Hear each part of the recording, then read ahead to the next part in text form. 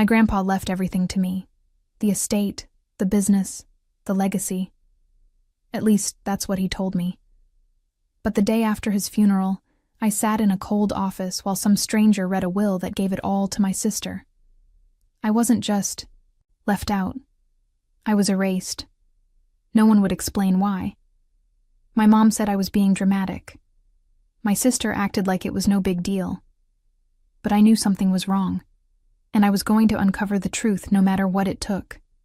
Stick around. You won't believe what they did to cover it up. The room was silent. The kind of silence that swallows breath. Polished mahogany chairs creaked as we sat in a tight semicircle around the lawyer's desk. Grandpa's funeral had ended barely an hour ago, and now we were here, already dividing. What was left of him? I sat straight, hands folded, heart heavy but steady. Grandpa had made it clear. Everything would come to me. We'd talked about it more than once. I had spent years helping him manage the estate, visiting him every week, learning the business from the inside. Chloe, my younger sister, had barely shown up, unless there was something to gain or photograph for Instagram. The lawyer, Mr. Ethan Crane, adjusted his tie and cleared his throat with a smoothness that felt rehearsed. He held up a thick envelope, opened it slowly, and began to read. Per the final will and testament of Jonathan Blake, the following designations are to be made. The entirety of the Blake estate, including the primary residence, investment accounts, and business holdings are to be passed to. He paused. Chloe Marie Blake. I blinked. There was a sharp ringing in my ears, like the world had gone underwater. What? I breathed, barely audible. Chloe let out a soft, polite gasp and brought her hand to her chest like she was shocked, but I saw the smirk flicker across her lips.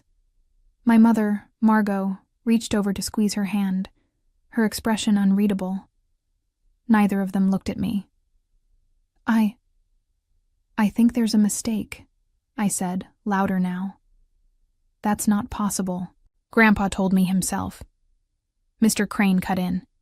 This is the will dated 6 weeks before Mr. Blake's passing. It is properly signed and witnessed. Legally, it is binding. 6 weeks ago? That was when Margot suddenly told me Grandpa wasn't feeling well enough for visitors. When every call I made went straight to voicemail. When Chloe started showing up to family dinners without warning. A chill ran through me.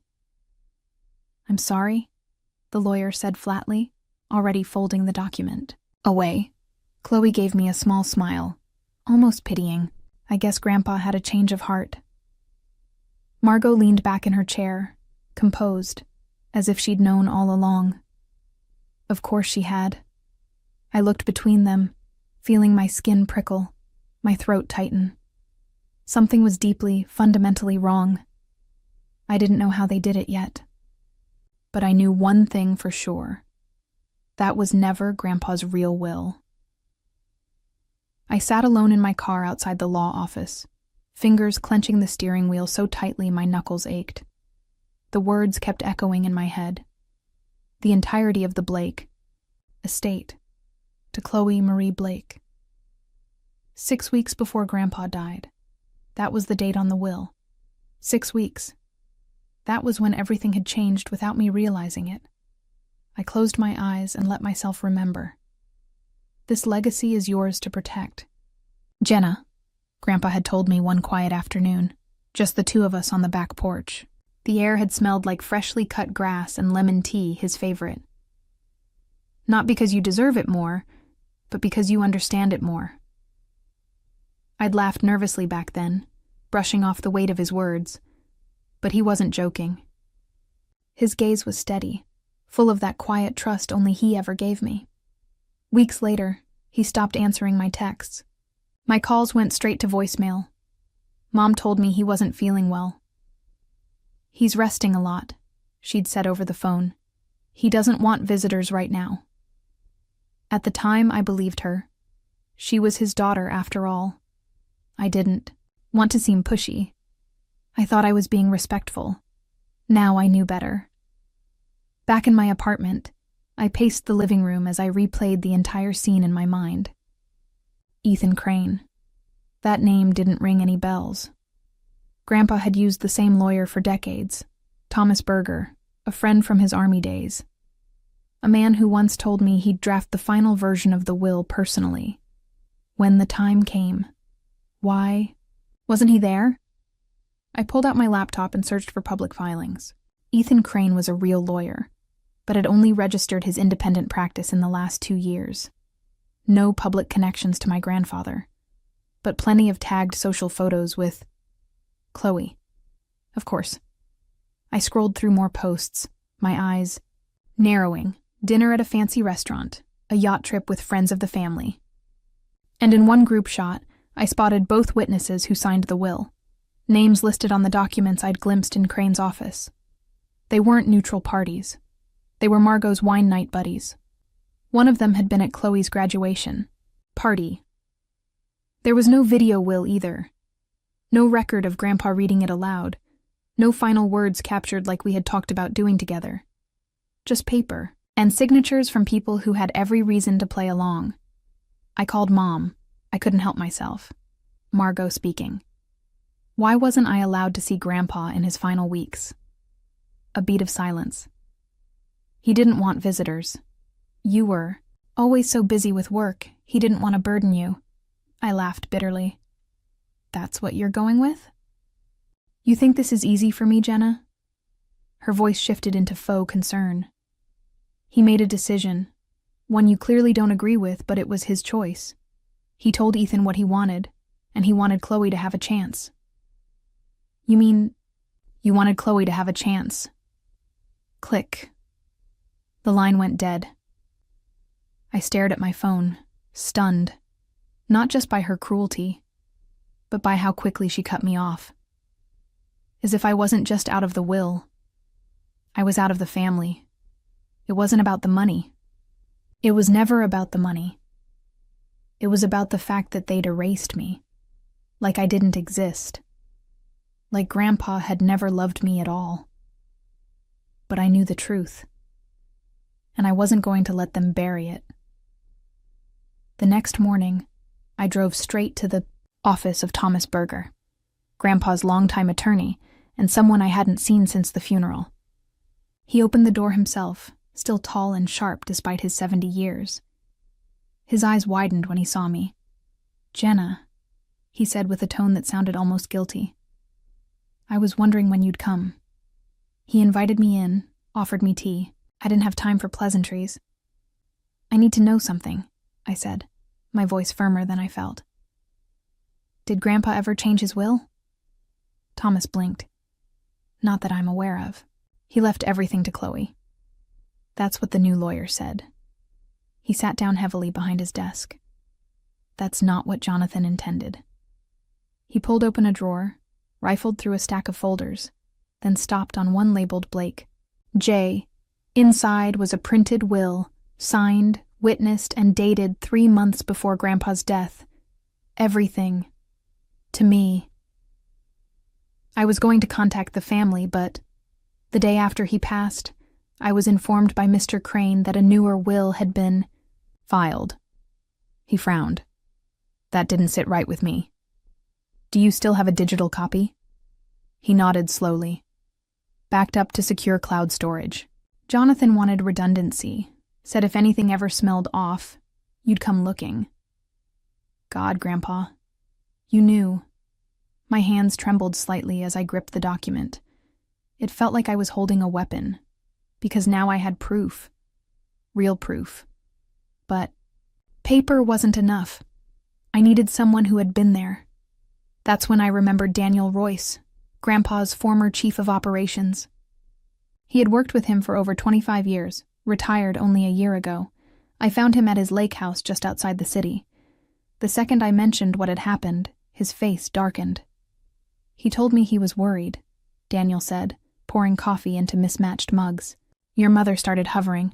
Chloe, too. People stopped calling him directly. They filtered everything through her. Did he ever mention a new will? No, quite the opposite. He was proud he'd finally locked everything in. Leaned forward. Jonathan made me promise. If anything shady ever happened, I'd help you. That's when he pulled out an encrypted USB drive. He gave this to me 2 months before he died, Daniel said. Told me not to open it unless you came to me directly. We plugged it into his laptop. Inside was a scanned copy of the will, time-stamped, plus a video of Grandpa himself, sitting in his favorite chair, reading the terms aloud. His voice was a little shaky, but his words were crystal clear. This is my final and only will. I leave everything to my granddaughter, Jenna Blake, no one else. It was like hearing his voice for the first time in weeks, and for a moment I couldn't breathe. Daniel's jaw tightened. You've got them now. But I didn't just want justice. I wanted exposure. That night, I drafted a cryptic tweet on my locked personal account. Funny how Grandpa's final will vanished the moment he passed. Even funnier how the beneficiaries just happened to be the people who blocked me from seeing him for weeks. I didn't tag anyone. Didn't mention names, but my account had some followers. Mostly college friends, a few old colleagues from Grandpa's foundation. Within hours, the post had over 8,000 likes. The next morning, I woke up to a DM from an anonymous account. I'm an editor. I know who you are. I know what your family did. If you want the story told, I'll protect your identity. Let's talk. We talked. 3 days later, a story dropped on an independent media blog under the headline, ERASED, the silent battle over the Blake family fortune. It didn't name Margot or Chloe directly, but the details were unmistakable. The suspicious timing of the will, the new lawyer with family ties, the cut-off communication in Grandpa's final days. The post exploded.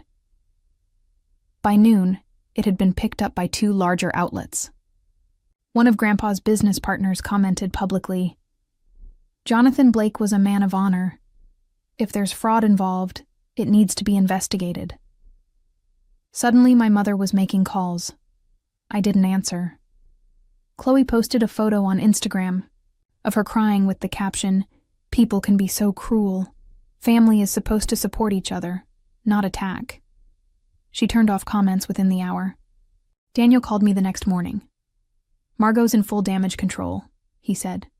She's calling board members, lawyers, even reporters.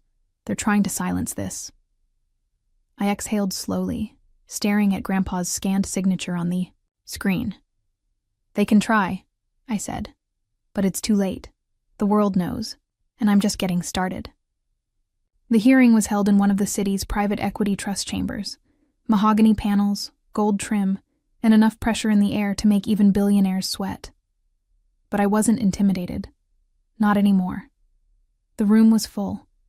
A few board members from Grandpa's foundation were present, seated along the side. The lawyer panel sat elevated like judges, and directly across from me were Margot and Chloe. Chloe looked radiant in cream-colored silk, like she was there to receive an award. My mother wore a sharp navy suit, her expression a perfect blend of concern and disappointment, directed entirely at me. As the committee settled, the lead trust officer, a woman named Judith Chen, tapped her gavel lightly. We're here to review the legitimacy of the most recent will submitted on behalf of the late Jonathan Blake, as well as consider evidence brought forward by Ms. Jenna Blake regarding alleged misconduct. Margot stood immediately. Before we begin, I'd like to say that this entire situation is deeply upsetting. Jenna has always struggled with control issues, and grief affects people differently. Chloe chimed in, a delicate tremble in her voice. We never wanted this to be public.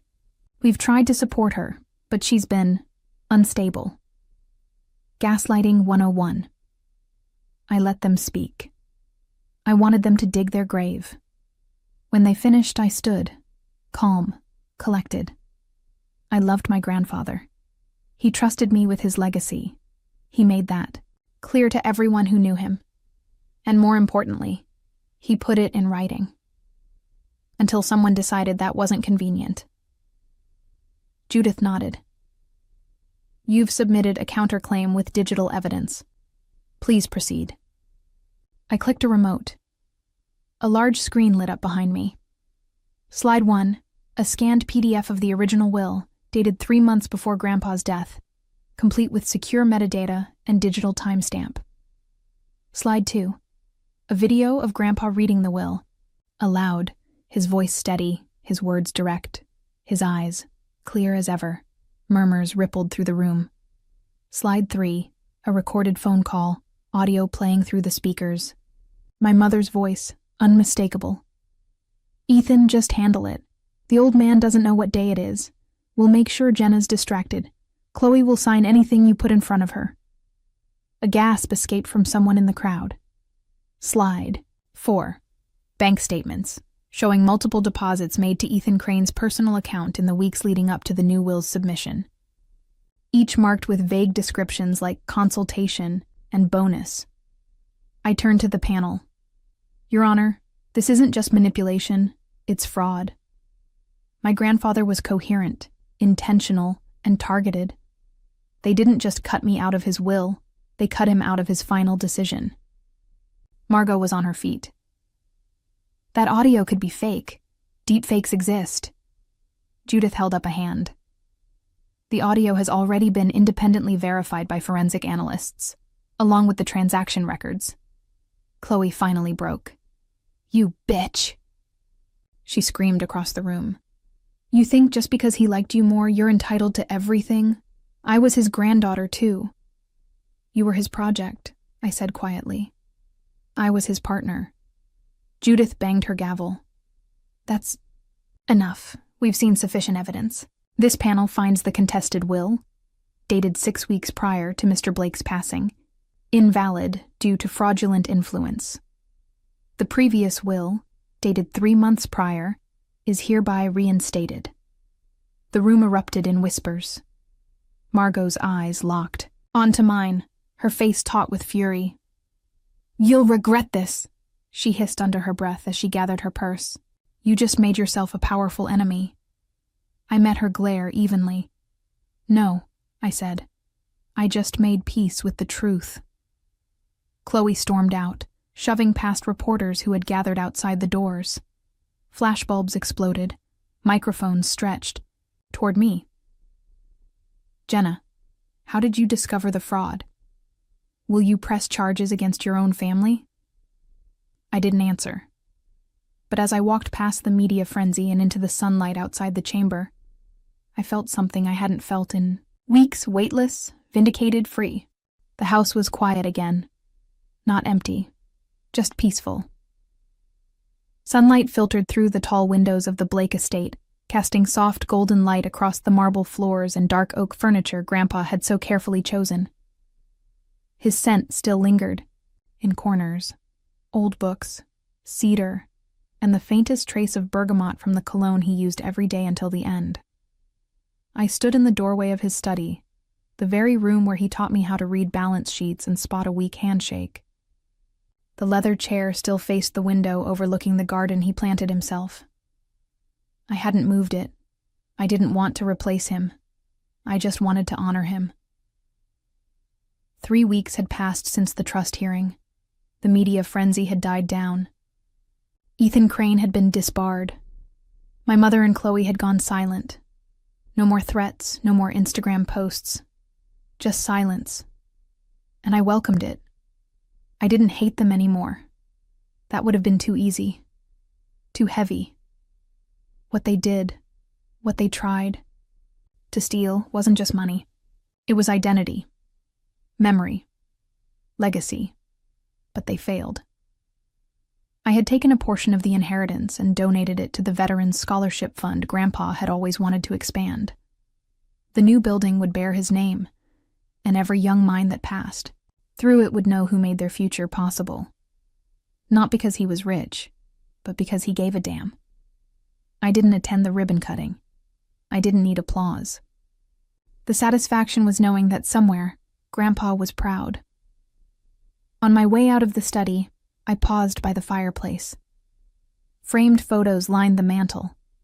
One was of me and Grandpa fishing, both of us squinting into the sun, holding up a single soggy trout and laughing like fools. Chloe had never liked fishing. That photo had been missing the day I moved back in. I'd found it, days later, shoved in the back of a drawer in Chloe's old room. Like they'd tried to hide it, like they wanted to erase every trace of what he and I had shared.